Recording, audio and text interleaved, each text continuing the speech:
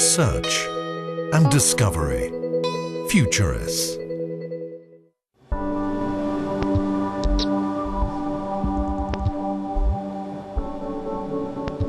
Deep inside a lab in northern Italy, a rather special machine is coming to life. This is the iCub, a research robot that its creators hope will one day be able to learn like a child. This little robot's the result of 3 years' work. It's different from commercially available robots because of its hands, which have been designed to manipulate objects, and its ability to move its eyes and head independently.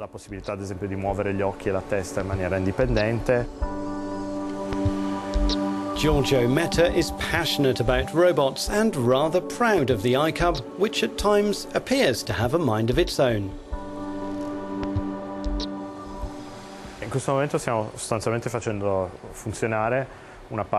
the moment, we're running a part of the software that we call the attention system. That means that the robot uses signals coming from the cameras and processes the images coming from these cameras in an appropriate way to detect things in the environment that could be interesting.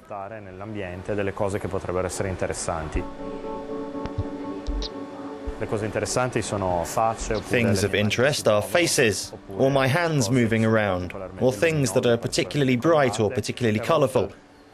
Now and then it moves in the direction of one of these stimuli. The iCub is the product of a multidisciplinary European project called RobotCub. It brings together experts in neuroscience, psychology and robotics to study intelligence by building what's known as a humanoid cognitive system. They want to explore the theory that humans learn through physical interaction with their environment. The robot was given highly sophisticated hands, eyes and upper body because in order to learn like a human, it should have a human form.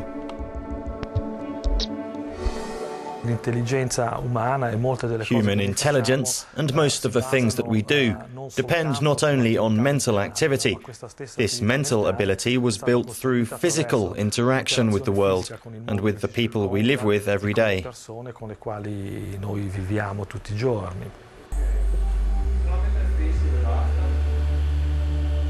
iCub is physically modelled on a 2-year-old child rather than an adult. The engineers want to mimic an infant's mind and body, and so begin to learn like they do. To develop adult intelligence, even though it's possible, is very, very complicated. The idea is that we start from a simpler intelligence like that of a child, and give the robot the ability to improve and develop himself over time. It's not easy, but I think it's the right approach to tackle the problem. The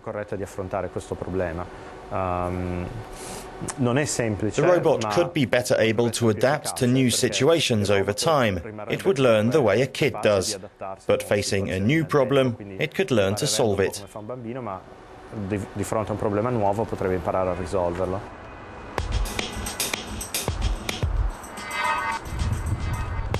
The robot engineers in Genoa look north for advice on how children begin to learn. The historic Swedish university town of Uppsala is home to child psychology expert Claes van Hofsten.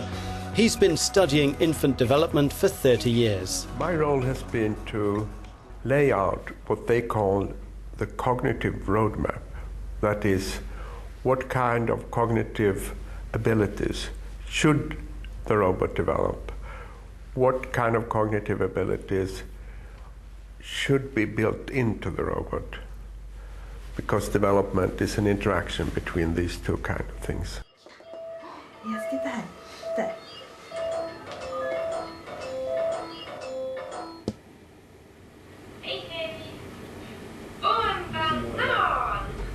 In order to evaluate the development of awareness, perception and reasoning in babies, you have to bring in the professionals. In this case, 6-month-old Elias Deleuze. In this experiment, the green dot shows how his eyes follow a woman eating a banana on screen. The robot should be able to direct attention by looking at certain things in the surrounding and track things that move in the surrounding, just like young infants do very early. Han är lite stor, så vi tar upp. 6-month-old Måns Jubstrom is already well ahead of the robot in terms of awareness of his surroundings. In this experiment, he learns to catch a toy in front of him. His behaviour underlines a key message that Klaus von Hofsten has passed back to his colleagues in Genoa. To develop like a child, the robot has to learn to predict. In the outside world, you cannot decide yourself when an event is going to happen. They happen independent of you, so you need to anticipate not only when they're going to happen, also where they're going to happen and how they're going to happen. You need to get there in time to be able to synchronize your actions with them. And the robot must be able to do that if it's going to be a functional, versatile robot.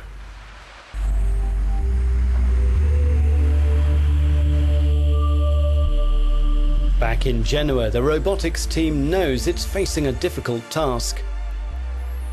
Even establishing the base level of cognitive skills needed to begin learning is a demanding process. At the moment, there are two things that remain problematic. The first is the artificial vision, the ability to see and understand what's around it. And the second problem is to be able to learn from its mistakes. This robot will eventually be used as a research tool. It's a common platform with open source software and hardware. There are orders for 19 iCubs to be built for research institutions around Europe.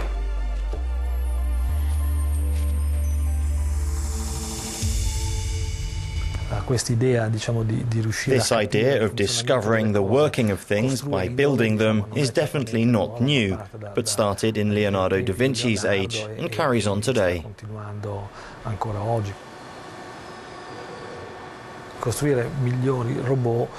From my point of view, building a better robot comes from a better understanding of our condition.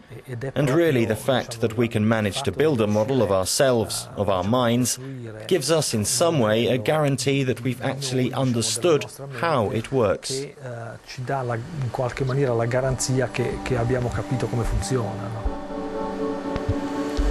The iCub represents the beginning of a process that will keep the robot and its creators busy for years to come.